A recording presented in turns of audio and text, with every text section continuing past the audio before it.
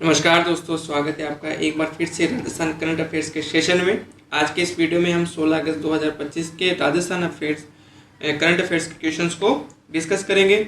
RS REET first grade, second grade, Patwar, VDO police, LDC, high court and fourth grade constable जितने भी राजस्थान के exam हैं उनके लिए सेशन इंपॉर्टेंट रहने वाला है।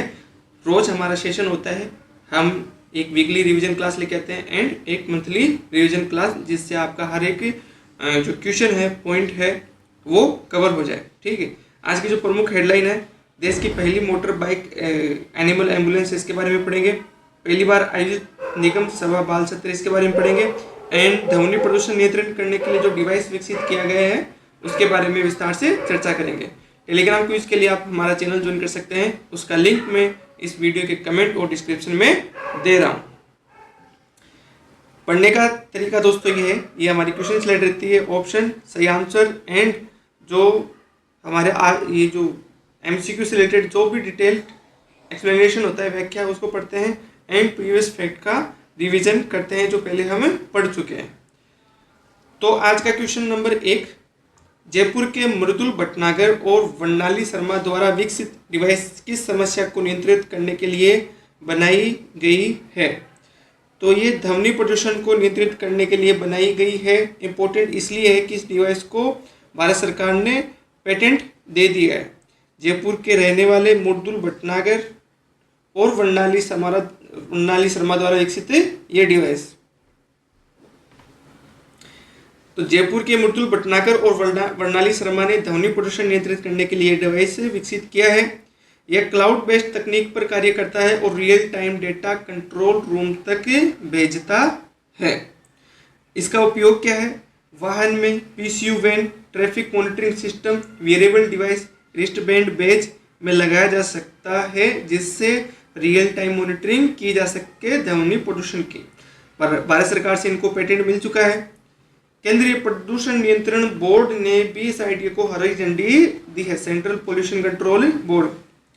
इसका इंपॉर्टेंस क्या है? ध्वनि स्रोत व तीव्रता यानी डेसिबल लेवल को सटीक पहचानने में ये सक्षम है। इससे स्वास्थ्य एवं पर्यावरण संरक्षण में मदद मिलेगी। ओके दोस्तों, रिवीजन करते हैं। हमने पढ़ रखा है कि राजस्थान वन विभाग का पहला डॉग स्क्वाड कहाँ तैनात किया गया? रणथंभौर टाइगर रिजर्व में। और बागिन मछली का स्मारक भी कहाँ अभी लोकार्पित किया गया है? जो वन मंत्री है राजस्थान के संजय शर्मा जी के द्वारा, वो उसको भी जो जोगी में एलिगेटर रणथंभौर टाइगर रिजर्व में, वहाँ उसको लोकार्पित किया गया है। राजस्थान में मोटापे और उससे जुड़ी बीमारियों की रोकथाम हेतु कौन सा मिशन लॉन्च किया गया है? मिशन ओबी लॉस। ठीक है, सारे क्वेश्चन इंपॉर्टेंट है। जो रिवीजन वाले फैक्ट है ये सीधे एग्जाम में आ सकते हैं, आप इनको कवर करते चले। राजस्थान का पहला sex sorted cement bank Bassi Jaipur में शुरू हो चुका है। इससे क्या है? सेक्स सॉर्टेड, इसका मतलब ये है कि जो बछड़ियाँ हैं, बछड़ियों का जन्म ज़्यादा से ज़्यादा हो ताकि हमें दूध प्राप्त हो और आगे उनकी जनसंख्या बढ़े। और जो बैल होते हैं, जो नंदी होते हैं, उनकी संख्या कम से कम हो ताकि उनको मैनेज करने में दिक्कत ना हो। और चिकित्सा दल आपके द्वारा अभियान ये जोधपुर में मच्छर जनित रोगों की रोकथाम के लिए चलाया गया। आज का क्वेश्चन नंबर 2, जयपुर में हाल ही में शुरू की जाने वाली देश की पहली मोटर बाइक एनिमल एम्बुलेंस किस संस्था की पहल है? सबसे तो पहला क्वेश्चन ये बनेगा कि देश की पहली मोटर बाइक एनिमल एम्बुलेंस कहाँ चलाई गई? जयपुर में। अब हमने क्वेश्चन को और आगे एडवांस कर दिया, बढ़ा दिया। ठीक है, क्योंकि आरपीएससी एंड जो आरएसएम एसएसबी है, जब वो अपने क्वेश्चंस का लेवल स्तर बढ़ा रहे हैं तो हमें भी उस तरीके से सोचना पड़ेगा, आउट ऑफ द वे जाके सोचना पड़ेगा। हम जो ढर्रे पे पहले पढ़ते आ रहे थे उन चीज़ों को कंटिन्यू नहीं कर सकते, क्योंकि ना उन चीज़ों से रिजल्ट आया था, और अगर उसी को अभी भी अगर कंटिन्यू करेंगे तो उससे रिजल्ट नहीं आने वाला है। तो हमें अलग से इस चीज़ों को सोचना पड़ेगा। और एक या दो फैक्ट भी अगर हम जोड़ देते हैं एंड मान लो ये स्टेटमेंट में आ जाता है, स्टेटमेंट वाला क्वेश्चन बन जाता है एग्जाम में कि जयपुर में ये शुरू की गई है ये सर्विस। ठीक है, एंड संस्था इसमें ये है BNPL। ठीक है। अब अगर आपने ये पढ़ भी रखा है ना, ये अगर देख रखा है एक बार, तो आपको ये दिमाग में आप रिकॉल कर पाओगे, आप इसको याद कर पाओगे कि हाँ मैंने वहाँ पढ़ रखा है कि भारत पशुपालन निगम लिमिटेड ने इसने शुरू किया है। क्योंकि आजकल अधिकतर क्वेश्चन स्टेटमेंट वाले ही आ रहे हैं, करंट अफेयर्स का लेवल अप कर दिया है। तो ऐसे क्वेश्चंस को हमें अपने दैनिक जीवन में, रोजाना की लाइफ में फेस करेंगे तो आसानी रहेगी, आपको इन चीज़ों की आदत पड़ेगी और तैयारी आप और बेहतर कर पाओगे। तो भारतीय पशुपालन निगम लिमिटेड ने ये पहल करी है। कौन सी? देश की पहली मोटर बाइक एनिमल एम्बुलेंस। कहाँ पर? जयपुर में। भारतीय पशुपालन निगम लिमिटेड ने देश की पहली मोटर बाइक एनिमल एम्बुलेंस सेवा शुरू करने की घोषणा की। इसमें इनका सहयोग कौन करेगा? होंडा कंपनी इसमें इनका सहयोग करेगी। पर्पज क्या है?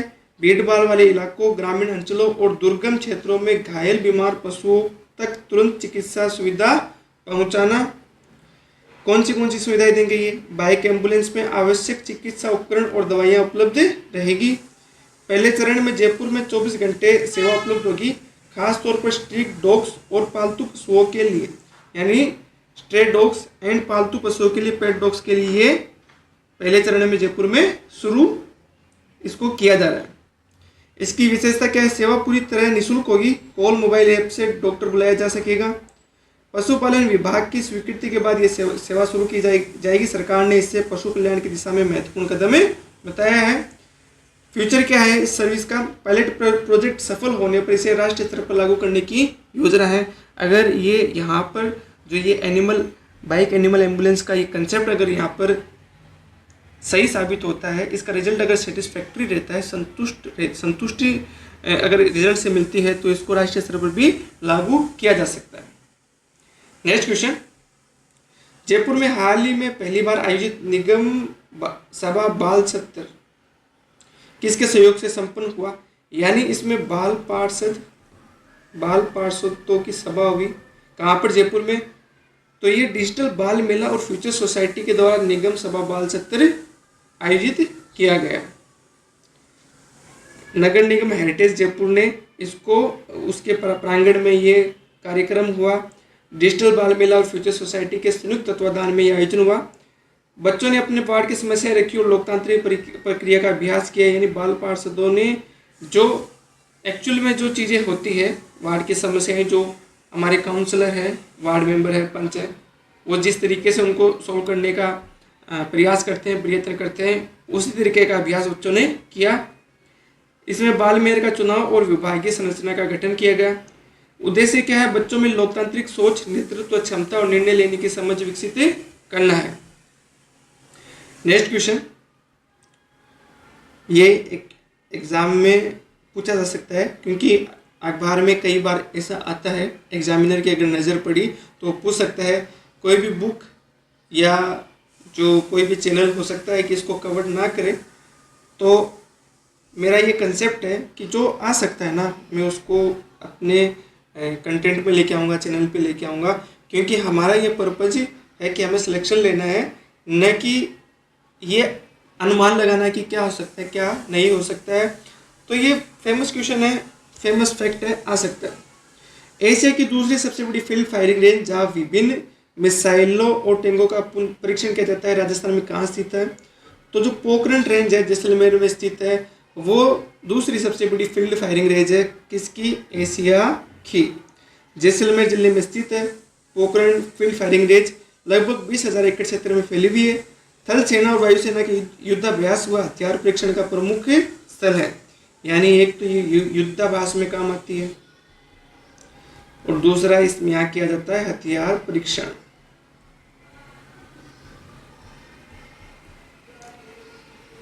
ठीक है दोस्तों, तो कुछ जो हथियार यहाँ पर जो किए गए थे परीक्षण, जिनका परीक्षण, उसके बारे में पढ़ लेते हैं।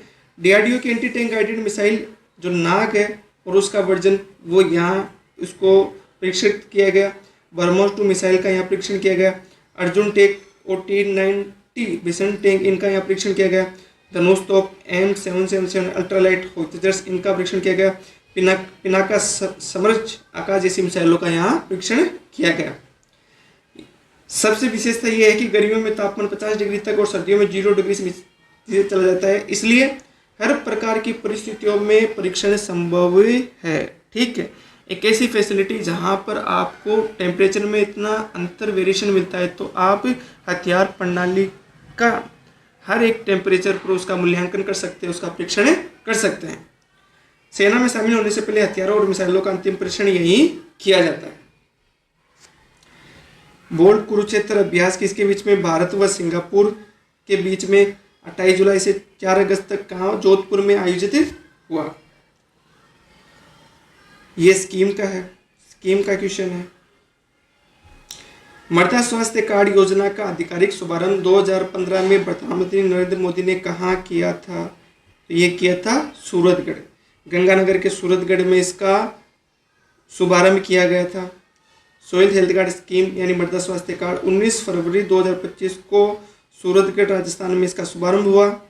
पर्पज क्या, उद्देश्य क्या? प्रत्येक खेत की पोषक स्थिति का आकलन करना, यानी मिट्टी की उर्वरा शक्ति, उसकी पोषक स्थिति का आकलन करना, किसानों को उर्वरक संतुलित रूप से उपयोग करने का मार्गदर्शन, यानी उर्वरकों को, उर्वरक एंड अन्य जो फर्टिलाइजर्स है उनका किस तरीके से उपयोग करना है उसका मार्गदर्शन करना।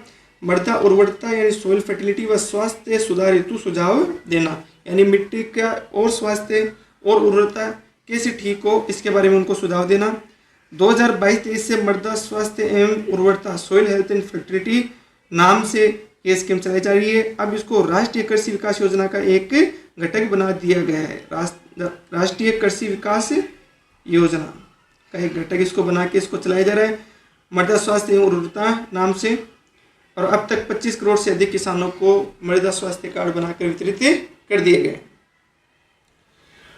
कृषक उपहार योजना में संशोधन, अब ई नाम पोर्टल पर बिक्री और ई पेमेंट करने वाले किसानों को उपहार कूपन मिलेगा। ठीक है, कितने में? प्रत्येक 10,000 की बिक्री पर जो ई पेमेंट लेगा उसको एक कूपन मिलेगा और छमाही तौर पर लॉटरी मिलेगी और जो 1, 2, 3 नंबर पे आएंगे उनको इनाम दिया जाएगा।